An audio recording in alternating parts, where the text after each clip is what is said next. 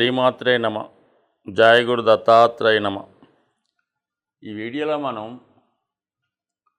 రాహు కేతు గ్రహాల ప్రభావం వివిధ రాశుల వారి మీద ఏ విధంగా ఉండబోతుంది, కాలసర్ప దోషం వల్ల లాభం కలుగుతుందా లేదా నష్టం కలుగుతుందా అన్న విషయాన్ని ఈ వీడియోలో పరిశీలించే ప్రయత్నం చేద్దాం. రాహువు ఒక విధంగా ఆశకి కారణమవుతుంటాడు. భూలోకం మీద ఉన్నటువంటి సర్వ సౌఖ్యాల మీద తనకి ఆధిపత్యం ఉంటుంది. అన్ని సౌకర్యాలు తనకే కావాలని ఆశతో ఉండడం జరుగుతుంది. అంటే రాహుగ్రహ ప్రభావం ఎవరి మీద ఉంటుందో వాళ్ళకి విశేషమైనటువంటి ఆశ, అలాగే విపరీతమైనటువంటి గర్వం, కోపం, అంటే మామూలుగా 6 దుర్గణాలు అంటారు కదా, ఇవన్నీ కూడా అంతర్గతంగా రాహుగ్రహానికి అంతర్లక్షణాలు అన్నమాట. రాహు ఎప్పుడూ కూడా హీరో కావాలనుకుంటూ ఉంటాడు. అలాగే నాయకత్వ లక్షణాలు కలిగి ఉంటాడు. అన్యాయాన్ని ఎదిరించే ప్రయత్నం చేస్తుంటాడు. సో ఏది చేసినా కూడా ఇంటర్నల్గా తనకి స్వార్థం ఉంటుంది. ఈ విధంగా రాహు ఆశ, కోరికలు వీటి మధ్య ఎప్పుడూ కూడా మానవుడు జీవిస్తూ ఉంటాడు. అంటే రాహుగ్రహ ప్రభావం ఉన్నవాడు. దానికి సంపూర్ణంగా వ్యతిరేక ఫలితాన్ని ఇచ్చేవాడు కేతువు. నిరాశ, నిస్పృహ, అలాగే 0 లక్షణాలు, ఎటువంటి కోరికలు ఉండవు. ఒక విధమైనటువంటి నిడారంబర యోగం, సన్యాస యోగం లాంటిది అన్నమాట. అంటే అన్నీ త్యజిస్తూ ఉంటాడు. తన దగ్గర ఉన్న ప్రతీది కూడా ఇవ్వడం జరుగుతూ ఉంటుంది. దానికి వ్యతిరేకంగా రాహు ప్రతీది కూడా తనకు కావాలనుకుంటాడు. అక్కర్లేకపోయినా కావాలనుకుంటూ ఉంటాడు. అది రాహు యొక్క లక్షణం. ఇది కేతువు యొక్క లక్షణం. ఒక రాహు విధానంగా దేనైనా ఎక్స్పెండ్ చేస్తుంటాడు. అది తను ఉన్న భావాన్ని కానీ, తను కలిసినటువంటి గ్రహాన్ని కానీ, ఆ భావ ఫలితాన్ని, ఆ గ్రహ ఫలితాన్ని పెంచుతూ ఉంటాడు, ఎక్స్పెండ్ చేస్తూ ఉంటాడు. అయితే తన యొక్క రాహు యొక్క పాయిజన్ని అందులో కలిపి దాన్ని పెంచడం జరుగుతూ ఉంటుంది. అంటే ఒక విధంగా ఇంటర్నల్ స్వార్థంగా పెరుగుతూ ఉంటుంది. అయితే గురువు అలా కాదు. గురువుకు కూడా ఎక్స్పెండ్ చేసే శక్తి ఉంటుంది. గురువు ఏ భావంలో ఉంటే, పంచమ భావంలో ఉంటే అధిక సంతానాన్ని ఇస్తాడు. ధనస్థానంలో ఉంటే అధిక ధనాన్ని ఇస్తూ ఉంటాడు. అయితే రాహు కూడా ధనస్థానంలో ఉన్నప్పుడు అధిక ధనాన్ని ఇస్తాడు. లాభస్థానంలో ఉన్నప్పుడు అధిక లాభాలు తెచ్చిపెడుతుంటాడు. ఇందులో రాహు ఇచ్చే దాంట్లో అక్రమార్జన ఉంటుంది. ఇతరులు నష్టపోవడం వల్ల, వాళ్ళు ఏడవడం వల్ల, బాధపడడం వల్ల వచ్చే లాభం రాహు వల్ల ఉంటుంది. గురువు వల్ల ఇతరులు సంతోషంతో ఇచ్చే లాభం కలుగుతూ ఉంటుంది. అయితే రెండు కూడా ఎక్స్పెండ్ చేస్తే చాలా తేడా ఉంటుంది. గురువుకి 5వ దృష్టి ఉంటుంది, 9వ దృష్టి ఉంటుంది. అలాగే రాహు కూడా 5, 9 దృష్టిలు ఉంటాయి. సాధారణంగా ఈ 5, 9 దృష్టిలు చాలా వరకు మంచి దృష్టిలు అంటూ ఉంటారు. అయితే గురువు తన దృష్టిలో ఆ భావాన్ని రక్షిస్తూ ఉంటాయి. రాహు ఆ భావాన్ని పాయిజన్తో నింపి ఇంకో విధంగా స్వార్థంతో నింపుతూ ఉంటాడు. అది రాహు యొక్క ప్రభావం. అయితే కేతువు ఆ భావాన్ని తగ్గిస్తూ ఉంటాడు. 7వ స్థానంలో కేతు ఉంటాడు. వివాహం జరుగుతూ ఉంటుంది. భార్య మీద ఇష్టం ఉండదు, ఏ వ్యామోహాల మీద ఇష్టం ఉండదు. ఈ విధంగా కేతు ఉంటాడు. రాహు ఆపోజిట్గా వాళ్ళ ప్రభావాన్ని చూపడం జరుగుతూ ఉంటుంది. సో మరి ప్రస్తుతం ఈ రాహు కేతువుల సంచారం, రాహు మీనరాశిలో ఉంటూ గురువు యొక్క రాశిలో ఉండడం వల్ల, అలాగే ఎటువంటి గ్రహాలతో కూడా కలయిక లేదు రాహుకి. కేవలం తను ఒక్కడే మీనరాశిలో ఉండి పూర్తి స్వతంత్రంతో తన ఫలితాలు ఇవ్వడానికి సిద్ధంగా ఉన్నాడు. అలాగే కేతువు కూడా ఏ గ్రహంతో కూడా కలయకుండా సింగిల్గానే కన్యా రాశిలో ఉండడం జరుగుతూ ఉంది. సో ఈ 2 గ్రహాల ప్రభావం మరి వివిధ రాశుల మీద ఏ విధంగా ఉండబోతుంది అన్న విషయాన్ని చర్చిద్దాం. అలాగే దీని పరిహారం ఏ విధంగా చేసుకోవాలన్న విషయాన్ని కూడా ఈ వీడియో చివరిలో తెలుసుకునే ప్రయత్నం చేద్దాం. కర్కాటక రాశి వారికి భాగ్యస్థానంలో రాహు, 3వ స్థానంలో కేతువు సంచరిస్తున్నారు. 9వ స్థానం అన్నది ఒక విధంగా భాగ్యస్థానం, అదృష్టకరమైనది. అలాగే ఆధ్యాత్మిక చింతన కలిగి ఉన్నది. జాతకుడు ఈ జన్మలో ఎటువంటి పుణ్యాన్ని చేస్తున్నాడు, ఎంత పుణ్యం అక్కడ జమ అవుతుంది అన్న విషయాన్ని మనకి భాగ్యస్థానం చెప్తుంది. ఎవరికన్నా జాతకం బాగుండాలంటే భాగ్యస్థానం అనుకూలంగా ఉండాలి. అటువంటి భాగ్యస్థానంలో రాహుగ్రహ సంచారం, భాగ్యాధిపతి అయినటువంటి గురువు లాభస్థాన సంచారం.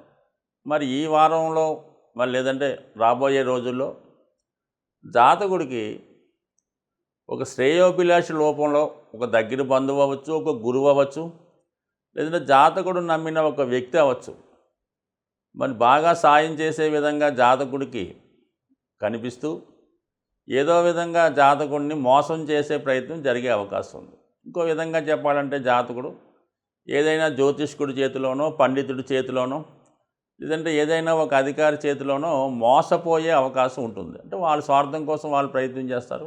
జాతకుడు వాళ్ళని నమ్మి ఏదో విధంగా మరి ధన విషయంలో కానీ ఏదో ఒక విషయంలో మోసపోయే అవకాశం ఉంటుంది. కాబట్టి జాగ్రత్తగా అబ్జర్వ్ చేసుకోవలసి ఉంటుంది. ఎవడు మంచివాడు, ఎవడు మనవాడు అన్నది అబ్జర్వ్ చేసుకొని ఉండాలి తప్ప తొందరపడి ఇతరుల మాటలు నమ్మితే చాలా వరకు అప్రతిష్ట పాలయ్యే అవకాశం ఉంటుంది. ఇక 9వ స్థానంలో రాహు ఉన్నప్పుడు సాధారణంగా మరి జాతకుడికి ఇతర మతాల మీద ఆసక్తి పెరుగుతూ ఉంటుంది. చాలా సందర్భాల్లో ఇటువంటి కాంబినేషన్ ఉన్నప్పుడే జాతకుడు మత మార్పిడి చేయడం కానీ, మత మార్పిడికి ఇతరులను ప్రోత్సహించడం కానీ, అలాగే సంఘం చేత, ప్రభుత్వం చేత బహిష్కరించబడినటువంటి కార్యక్రమాల్లో పాల్గొనడం చేస్తూ ఉంటారు. లేదా ఒక చట్టానికి, న్యాయానికి గౌరవం ఇచ్చకుండా వారు ఇష్టం వచ్చిన విధంగా ప్రవర్తిస్తుంటారు. వివాహ విషయాల్లో కూడా uncompromised marriages, inter caste marriages చేసుకోవడం కానీ, అటువంటి వాళ్ళని ప్రోత్సహించడం కానీ జరుగుతూ ఉంటుంది. సో ఏదైనా జాతకుడు ఈ సమయంలో కొద్దిగా ధర్మానికి విరుద్ధంగా ప్రవర్తించే అవకాశం ఉంటుంది. కాబట్టి చాలా వరకు జాగ్రత్తగా వ్యవహరించడం మంచిది. అయితే ఏంటంటే మరి భాగ్యాధిపతి గురువు లాభంలో ఉండడం వల్ల ఏదైనా జాతకుడికి లాభించే అవకాశం ఉంది. అది నిజాయితీకి వెళ్తే నిజాయితీ మార్గం ద్వారా ధనాన్ని సంపాదించవచ్చు. అది వేరే అక్రమ మార్గంలో వెళ్ళినప్పుడు కూడా సంపాదించవచ్చు. కానీ ఏదైనా టెంపరీగా అన్యాయమైనటువంటి ధనం వచ్చే అవకాశం ఉంటుంది. శాశ్వతంగా అయితే మంచి ధనం వచ్చే అవకాశం ఉంటుంది. కాబట్టి ఏదైనా జాతకుడు నిర్ణయించుకొని ముందుకెళ్ళడం వల్ల తను అనుకున్న దాంట్లో ఫలితం పొందే అవకాశం ఉన్నది. మంచిగా చెడు అన్నది దాని తర్వాత దాని ప్రభావం కనబడుతూ ఉంటుంది.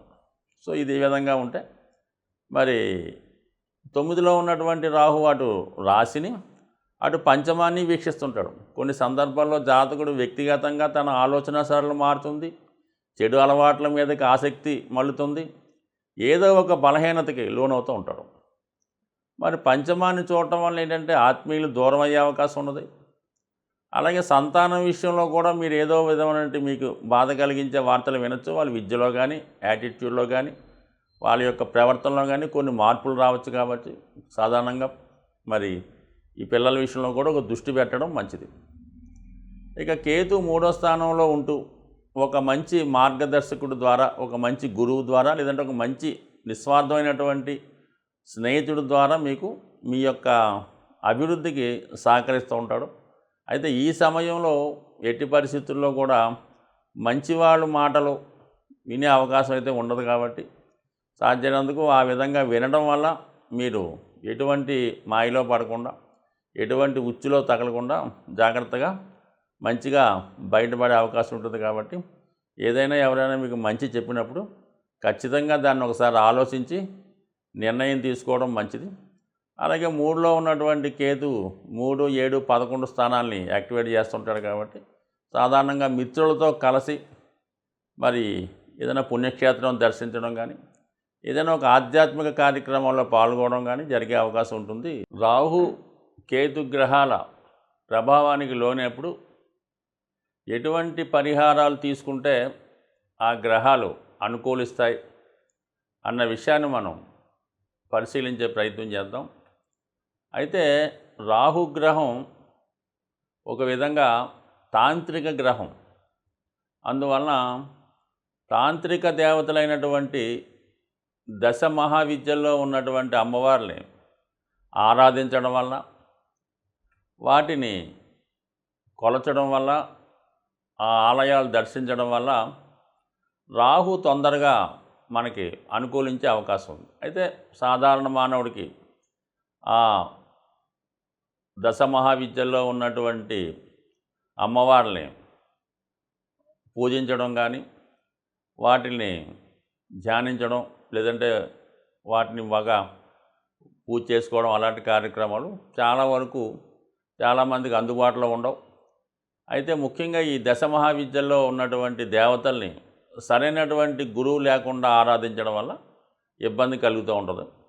అయితే ఏంటంటే అటువంటి దేవాలయాలు ఉన్నప్పుడు, దగ్గరలో ఉన్నప్పుడు, లేదనుకోండి దక్షిణ కాళి, మహాకాళి, కనకదుర్గ ఇలాగా శక్తి స్వరూపాలతో ఉన్నటువంటి దేవతలు, ఇది సింహం మీద అలాగే పులి మీద ఉన్నటువంటివి, శూలం ధరించి ఉన్నటువంటి దేవతలు, వీళ్ళని మీరు ఆరాధించడం వల్ల ఏమి ఏమి ఎక్కువ చేయక్కర్లేదు.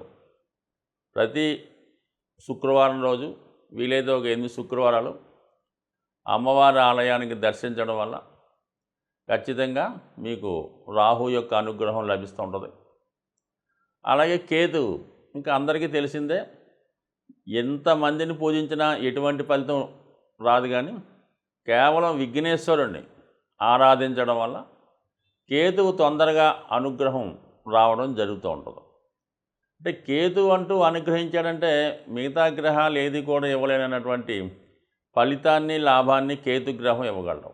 కావాలని విఘ్నేశ్వరుణ్ణి, ముఖ్యంగా సంకటహర చతుర్థి, అలాగే వినాయకుడిని గరికతో అర్చించడం, లేదంటే గణపతి హోమం, లేదంటే వినాయకుడి టెంపుల్లో ఉండ్రాళ్ళు ప్రసాదంగా పెట్టి పంచిపెట్టడం, ఎప్పుడూ కూడా ఇలాంటి సింపుల్ రెమెడీస్తో మరి రాహు కేతువుల యొక్క అనుగ్రహానికి పాత్రలవడం మంచిది. ఒక విధంగా రాహు అనుగ్రహిస్తే ఎవ్వరూ ఇవ్వలేనటువంటి అఖండ ఐశ్వర్యాన్ని రాహుగ్రహం ఇవ్వడం జరుగుతుంది.